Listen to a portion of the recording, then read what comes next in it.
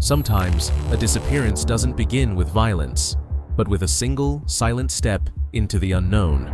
On a remote highway in Montana, one woman walked away from a car crash and was never seen again. Patricia Meehan was 37 years old, a quiet woman who worked as a ranch hand and babysitter in rural Montana. She had recently shown signs of stress, becoming withdrawn, talking less, appearing anxious. On the night of April 20th, 1989, she left her home in Bozeman and began driving east. She wasn't expected anywhere. She told no one where she was going. At around 8:15 p.m., Patricia was driving the wrong way on Highway 200 near the town of Circle. She collided head-on with another car. It was a minor accident. No one seriously hurt. But what happened next is what's haunted investigators for over 30 years. According to the other driver, Patricia stepped out of her vehicle and just stood there, staring, silent, still, almost blank. Then she turned and walked off into the open prairie. That was the last time anyone saw her. Law enforcement arrived minutes later. Patricia's car was still running. Her purse and ID were inside. Search teams scoured the area. Helicopters flew over miles of fields. Thermal imaging, search dogs. But there was nothing, no footprints, no clothing, no body. It was as if she had melted into the land. Then, the sightings began.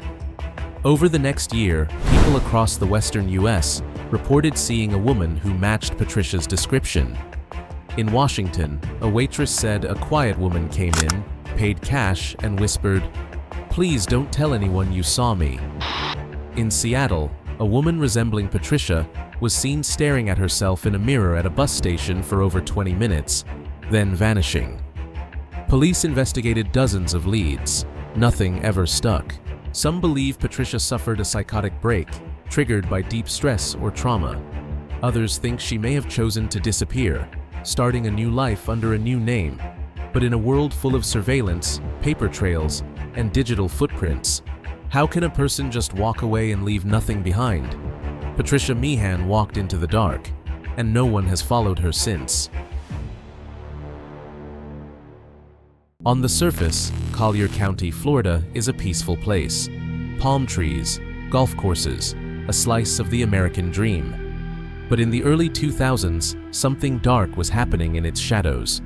Two men. One vanished in 2003. The other, just months later, in 2004. They didn't know each other, different lives, different backgrounds, but both were last seen in the back of the same sheriff's patrol car, driven by the same man, Deputy Steve Calkins. Felipe Santos was 23, an undocumented immigrant from Mexico working construction.